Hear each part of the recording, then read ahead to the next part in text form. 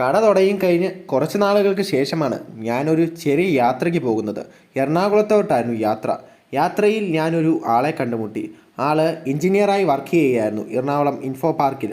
ഓഫീസിൻ്റെ ഫ്രണ്ടിൽ ഒരു ചായക്കട ഉണ്ടായിരുന്നു. അവിടെ നിന്ന് ഡെയിലി ചായ കുടിക്കുമായിരുന്നു ആളെ ചായ കുടിക്കുമ്പോൾ എപ്പോഴും ആലോചിക്കുമായിരുന്നു ഒരു ചായക്കട തുടങ്ങിയ എന്താണെന്ന്. തുടങ്ങി ചായക്കട തുടങ്ങി, ജോലിയെല്ലാം റിസൈൻ ചെയ്ത് ചായക്കട തുടങ്ങി.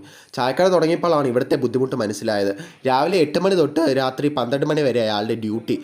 ആൾക്ക് കഷ്ടപ്പാടിനുള്ള ഒന്നും കിട്ടുന്നുമില്ലായിരുന്നു. ജോലി ആയിരുന്നെങ്കിൽ 9 മണി തൊട്ട് 5 മണി വരെ മാത്രം.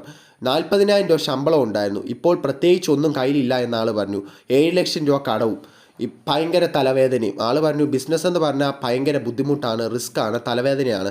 ആദ്യം വിചാരിച്ച ജോലിയാണ് സ്ട്രെസ്സെന്ന്. മോട്ടിവേഷൻ കണ്ടാണ് കച്ചവടം തുടങ്ങിയത്. ഇപ്പോൾ മനസ്സിലായി ജോലിക്ക് ഒരു റിസ്ക്കും ഇല്ല, സ്ട്രെസ്സും ഇല്ലായിരുന്നത്. കച്ചവടത്തിൻ്റെ റിസ്ക്കും സ്ട്രെസ്സും ഒന്ന് മനസ്സിലാക്കി കഴിഞ്ഞാൽ ജോലിയുടെ റിസ്ക്കും സ്ട്രെസ്സും എന്തുകൊണ്ടും ഓക്കെ ആണെന്ന് എല്ലാവർക്കും മനസ്സിലാവുമെന്ന് പറഞ്ഞു. എന്ന് പറഞ്ഞ് നിർത്തുന്നു. നന്ദി.